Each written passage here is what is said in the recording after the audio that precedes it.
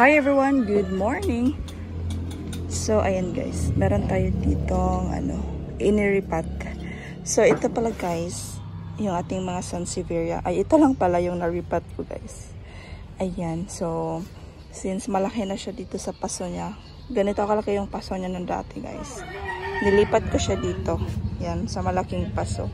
Tapos nilagay ko pala sila dito sa mesa guys. Actually napakita ko na to sa inyo nung dati guys. So ayan, konting update lang dito sa ating mga pots, I mean sa ating mga succulents at ibang mga collection. So ayan na nga guys. So kung napapansin nyo, meron tayong mga bagong paso dyan. So ito pala yung pangalawang na-purchase ko kay Hunter Pottery.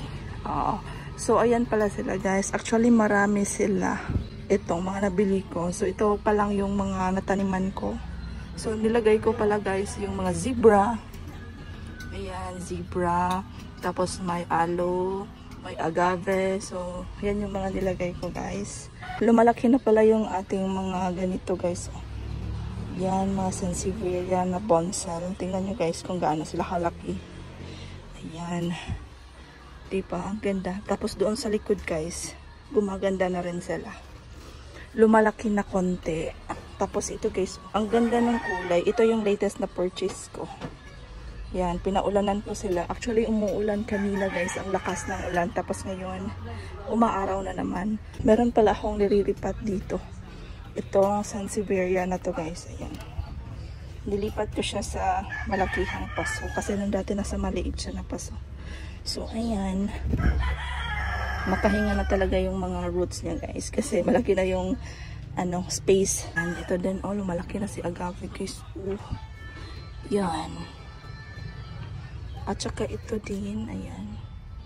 Lumalaki na siya. At saka ayan. Tapos yung iba guys, meron pala akong nilagay dito ng mga succulents. So dyan na lang muna sila. Ito yung nire-rain and shine ko dati. Tapos ngayon nilagay ko sila sa may shaded area. Actually yan, bago yan dyan kasi palagi siyang nagagalaw doon kasi may mga pusa na umaaligid doon sa rock natin, doon na park.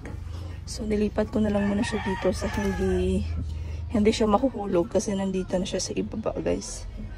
So yan yung update sa ating mga alaga dito banda. At saka yung iba dyan guys, magaganda na rin. Ito, ayan, may bagong tumubo na dito, dahon. At saka yung ating agave guys, naputol siya dito. Feel ko nasagi siya dyan. So yan yung konting update. Kung napapansin niyo, ang lash na ni Chloe guys, no? Ay grabe guys, tingnan nyo naman kung gaano na siya ka-lash. Yan, ito si Purple Delight. Nahuhulog yung mga dahon niya guys. Ewan ko kung may nakasagi nito.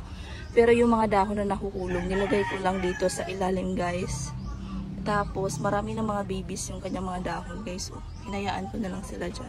Tutubo rin naman yan.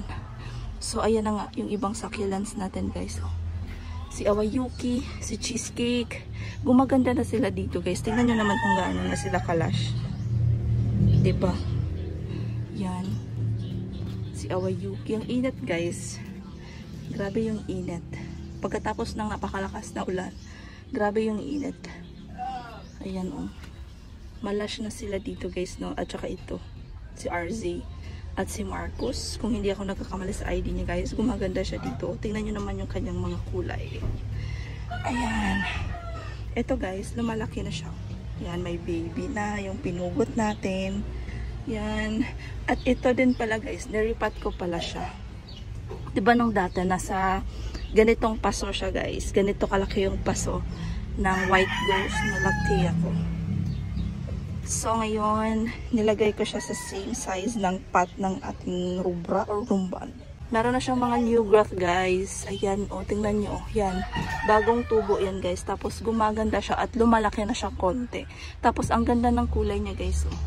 Diba? So, ayan sila yung ating mga lactea. Yan, hindi pa gano'ng karami yung mga lactea natin. Pero, super happy ako sa naging progress niya. Ayan, lumalaki na talaga siya konti guys. Meron na siyang mga new growth. Tingnan nyo.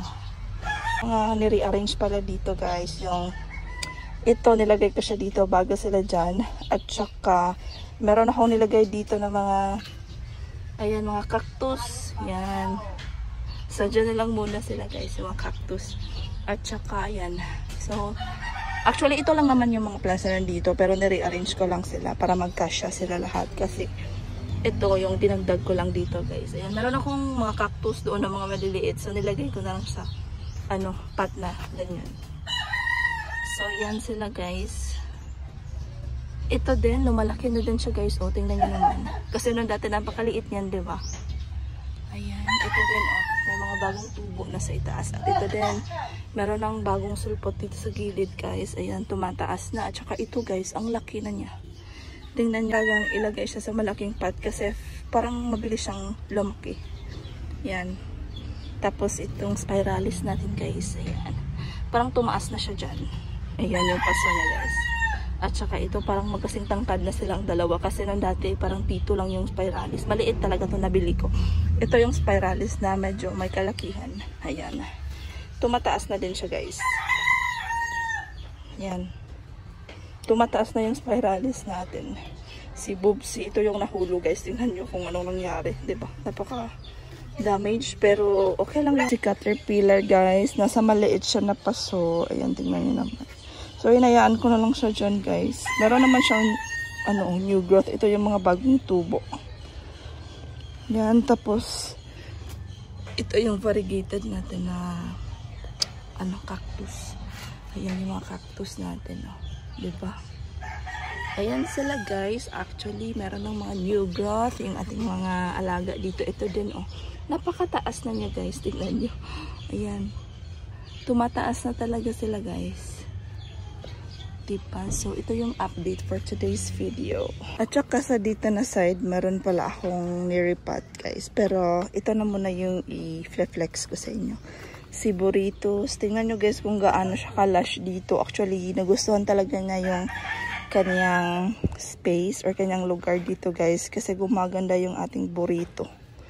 Tingnan nyo guys. Oh. Yan. Napakaganda ng niya. Tubo niya guys. Diba? Tapos itong isa ay si Burro's Tail. Napakataas na din niya guys. Ang ganda din niya. Hindi ko na talaga sila nilipat ng ibang lugar kasi parang nagugustuhan talaga nila yung space niya dito. Balak ko pa naman siyang ilipat doon sa itaas guys. Kasi mas maganda kapag nagtitrail yung mga burrito at ito dito sa itaas. Kasi ma-emphasize talaga yung ganda. So hindi na lang muna guys kasi baka magtampo siya. So dyan na lang muna sila. Hindi ko talaga sila ginalaw.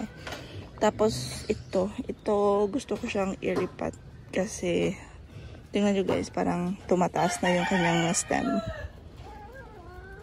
Pero soon na lang. Tapos meron pala akong bagong tinanim dito guys, o mga Mendozae. Ayan. So bagong tanim ko, nagpugot ako guys. Tapos meron akong nirepot na mga Mendozae. Yung pot kasi ng Mendozae, paka-damage na. Nasisira na. Tapos dito ko nilagay yung Mendozae na yun. Tapos dinagdagan ko lang siya ng mga cuttings. So ayan guys, gusto kong magkaroon ng maraming Mendozae kasi maganda si Mendozae. Kagaya nito. Yan, lumalaki na sila guys. Tapos ito pala, nirepot ko pala siya dito sa pot na to guys. So kasama ito nung nabili ko kay Hunter Pottery. So ayan guys, yung mga paso na nabili ko pala kay Hunter Pottery. Zebra ko dyan. So dyan ko nilagay pala yung mga zebra at saka yung ibang succulents. Meron akong nilagyan ng mga succulents dito sa paso na to. Yan, kay Hunter Pottery din yan guys, itong mga paso na to.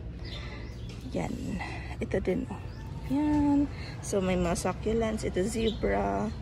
Yan, white zebra. Tsaka marami na talaga akong zebra dito guys. At ito pala yung isang pinopropagate ko ng Burro's Tail. So ayan guys, unti-unti akong nagpropagate ng mga hanging plants ngayon. So ayan, diba?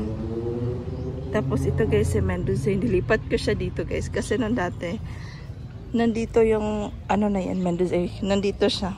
Tapos pinaulanan ko siya guys para mamukadkad siya dyan. Kasi maganda talaga kapag naulanan. Ayan. Pero hindi naman araw-araw ulan. Hindi naman healthy yun sa ating mga succulents. Hindi naman pwede. Tapos ito pala yung latest na nabili ko guys. Ito. At saka yan, si Beyonce. Ito. Ano pa ba yung bago? Ito. Bago to guys, dito sa akin. So yung mga bago guys, nilagay ko muna dito sa soft na pot para magpa-ugat ako kanila. Ito bago to. At saka ito guys. Ano pa ba yung bago dito?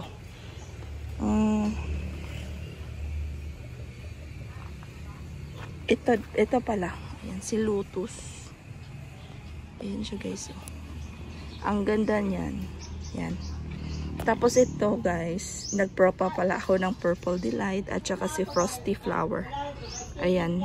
So, meron akong ginagawa nung nagdaan pero hindi ko lang na vlog or na videohan. So ngayon, update ko na lang kayo guys kung ano yung mga nangyari or mga tinanim ko ngayon. So ayan, nagpropagate ako ulit ng Purple Delight at si Frosty Flower. Dito galing yung Purple Delight ko guys. Yan, di ba ang daming babies. Dito ko pinugutan yung Purple Delight. Ito. Yan. Kasi maraming mga babies sa ilalim. Tapos natatabunan siya ng mga malalaking stem dito sa itaas. So, nut ko na lang siya guys para maarawan sila ng bongga itong nasa ilalim. Kasi ang dami na nila guys. Grabe. Ang gandang tingnan. Ang healthy pa naman. So, kaya pinugutan ko na lang yung nasa itaas. Para magkaroon sila ng liwanag at saka mag-grow talaga sila ng maayos. So, yan. Si Aron Pay guys. Marami akong Aron Pay na dito. Tingnan nyo guys. Oh.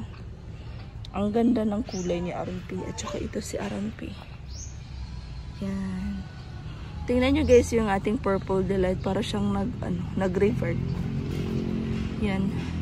Pero ewan ko baka babalik din yung ganda niya. I mean yung variegation niya guys. So yan. Yung bago. Ito bago to sa akin guys. Si Lotus. Ayan sila. Dilig ako sa kanila kanina guys.